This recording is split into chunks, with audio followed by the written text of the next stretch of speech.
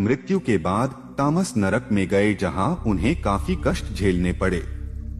राम वनवास के दौरान चित्रकूट में 3 वर्ष रहे और फिर गौतमी गंगा पहुँचे।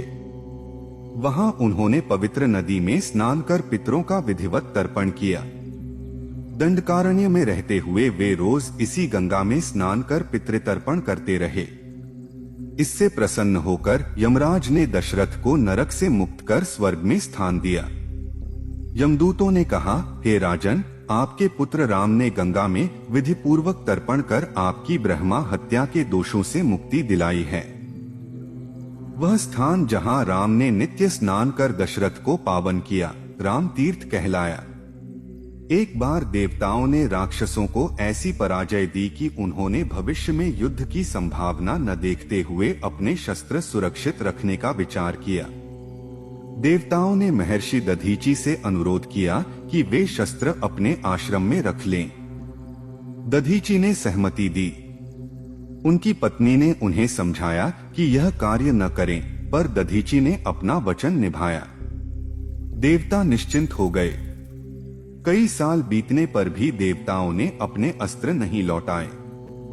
दैत्यों को यह रहस्य पता चला तो उन्होंने शस्त्र चुराने की कोशिश की। दधीची ने शस्त्रों की रक्षा के लिए उन पर मंत्र से अभिमंत्रित जल छिड़ककर स्वयं पी लिया, जिससे शस्त्र शक्तिहीन हो गए। जब देवता वापस आए तो उन्हें क्षतिग्रस्त शस्त्र देख क्रोधित हो गए। दधीची ने कहा कि शस्त्रों का सार अब मेरे शरीर में समाहित है, आप मेरी हड्डियों से नए अस्त्र बना सकते हैं। उन्होंने योग बल से शरीर त्याग दिया। गायों ने उनके शरीर को चाटकर चमड़ी हटा दी। त्वष्टा ने उनकी हड्डियों से नए शस्त्र बनाए। जब ऋषिपत्नी आश्रम लौटीं और पति को न पाया तो उन्होंने अग्नि से जानकारी ली। सत्य जानने पर वह बेहोश होकर गिर पड़ी और फिर चिता में जलकर सती हो गई। दधीची की पत्नी ने सती होने से पहले अपने गर्भस्थ बच्चे को लोकपालों की देखरेख में सुरक्षित रखने के लिए पिप्पल वृक्षों के पास छोड़ दिया। दधीची के द्वारा पुत्रवत पाले गए वन के पेड़ पौधों और औषधियों ने सोम से अमृत लाकर उस बच्चे को पिलाया, जिससे वह बढ़ने लगा। पिप्पलों के पास पलने के कारण उस बालक का नाम पड़ा पिप्पलाद। जब वह बड़ा हुआ और उसे अपने माता पिता की मृत्यु की सच्चाई का पता चला तो उसने पितृहंता देवताओं से बदला लेने की प्रतिज्ञा ली। सोम ने उसे समझाया और उसका क्रोध शांत कर उसे शिक्षा ग्रहण करने के लिए प्रेरित किया। लेकिन वह बालक केवल प्रतिशोध लेने की भावना में डूबा रहा। अंततः सोम ने उसे गौतमी गंगा के किनारे जाकर भगवान विष्णु की भक्ति और शिवजी की उपासना करने को कहा। पिप्पलाद ने वैसा ही किया, लेकिन अनुष्ठान करने के बाद भी उसका क्रोध शांत नहीं हुआ। भगवान शिव की कृपा से उसे अपने माता पिता के दर्शन हुए। उसके भीतर की अग्नि एक कृत्या के रूप में प्रकट हुई जो आदेश मांगने लगी। जब उसने देवताओं को नष्ट करने का आदेश दिया तो वही कृत्या उसकी ओर ही बढ़ने लगी। इस पर आश्चर्यचकित पिप्पलाद से कृत्या ने कहा कि तुम्हारा शरीर भी देवताओं का ही रचा हुआ है। फिर वह उसे उस लोक में ले गई जहां देवताओं ने उसे फिर से उसके माता पिता से मिलवाया। वहां उसने अपने व्यवहार के लिए क्षमा मांगी और शांत चित्त होकर भगवान शिव से प्रार्थना की कि उसका पूजा स्थल एक पवित्र तीर्थ बन जाए। शिवजी ने तथास्तु कहा और अंतर्धान हो गए। पिप्पलाद ने फिर सुखपूर्वक जीवन बिताया और बाद में स्वर्ग को प्राप्त हुए। तभी से वह स्थान पिप्पलाद तीर्थ के नाम से प्रसिद्ध है। प्रतिष्ठानपुर में चंद्रवंशीय राजा सूरसेन राज करते थे। वे बड़े ज्ञानी और प्रतापी थे। संतान पाने के लिए उन्होंने अपनी पत्नी के साथ मिलकर कठोर तप किया। उन्हें एक पुत्र प्राप्त हुआ, लेकिन वह एक सांप जैसी आकृति वाला था। राजा और रानी ने इस बात को गुप्त रखा और उस बालक को छुपाकर पालने लगे। बालक जैसे जैसे बड़ा हुआ, राजा की चिंता बढ़ने लगी, क्योंकि वह सर्प आकृति वाला होने पर भी सामान्य मनुष्यों जैसा व्यवहार करता था। उसमें अच्छे संस्कार थे। जब वह और बड़ा हुआ तो उसने पिता से उपनयन, वेद अध्ययन आदि की मांग की। राजा ने अंततः एक ब्राह्मण की सहायता से उसे गुप्त रूप से शिक्षा दिलाई। वह बालक शास्त्रों में पारंगत हो गया। युवावस्था में उसने विवाह की इच्छा जताई। राजा को संकोच हुआ तो उस युवक ने आत्महत्या की धमकी दी। उसने यहाँ तक कहा कि अगर कोई स्वेच्छा से अपनी बेटी नहीं देगा तो वह कन्या का हरण कर लेगा। राजा ने अपने मंत्रियों से सलाह ली और उन्हें अपने पुत्र के जन्म का रहस्य बताया, लेकिन उसकी सर्प जैसी आकृति की बात छिपा ली। मंत्रियों ने कहा कि ऐसा गुणी पुत्र पाने वाला पिता तो सौभाग्यशाली होगा। फिर राजा ने पूर्व दिशा में बसे राजा विजय के यहाँ संदेश भेजा कि वे बिना वर के ही कन्या का विवाह कर देंगे। वृद्ध मंत्री ने वहां पहुंचकर योजनाबद्ध तरीके से विवाह की सभी औपचारिकताएं पूरी की और राजकुमारी भोगवती को ब्याह कर ले आए।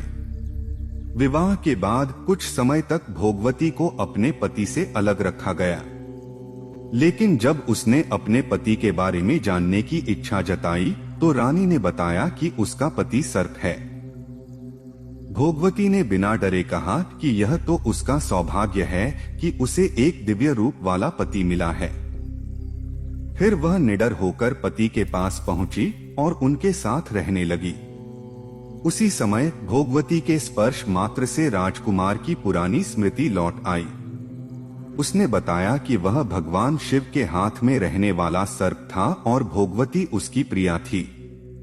एक बार शिव पार्वती के हास्य विनोद के समय वह भी हंस पड़ा था, जिससे क्रोधित होकर शिव ने उसे सर्प रूप में जन्म लेने का श्राप दे दिया था।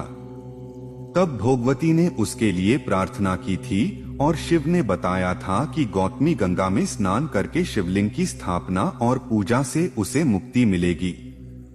अब सब याद आने पर उस राजकुमार ने भोगवती से कहा कि वह उसे गौतमी गंगा के किनारे ले चले ताकि वह वहां स्नान कर शिव की पूजा करके मुक्ति प्राप्त कर सके। भोगवती ने वैसा ही किया।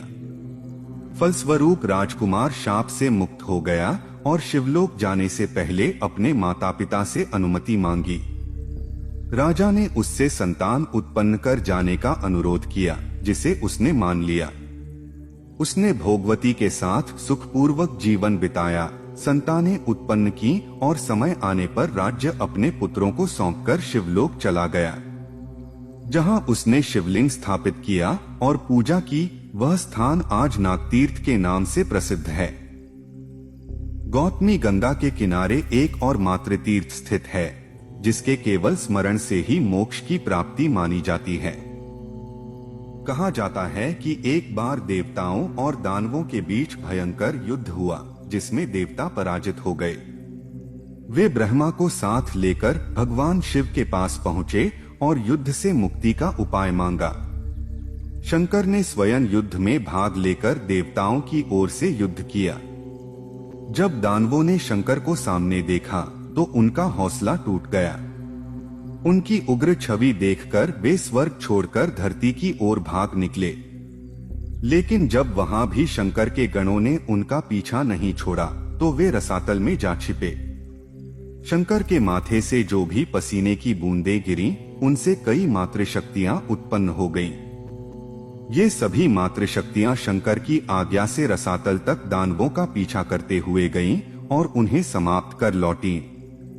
लौटने के बाद वे एक स्थान पर स्थिर हो गईं। वही स्थान मातृतीर्थ कहलाया और इसे आज भी अक्षय फल देने वाला तीर्थ माना जाता है। गंगा के किनारे ही एक और तीर्थ है, जिसे शेषतीर्थ कहते हैं। एक बार दानवों ने शेषनाग को पाताल से बाहर कर दिया था। तब शेषनाग ब्रह्मा जी की शरण में गए और सहायता मांगी।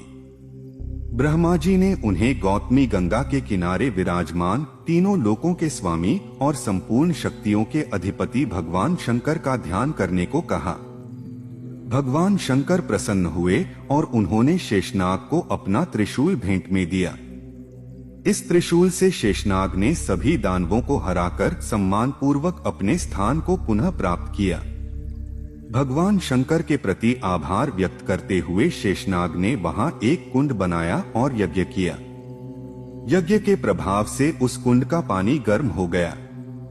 जो भी व्यक्ति उस गर्म जल वाले कुंड में स्नान करता है वह अपनी मनोकामनाओं को पूरा कर सभी दुखों से मुक्त होता है और यश, धन, आयु तथा ऐश्वर्य प्राप्त करता है।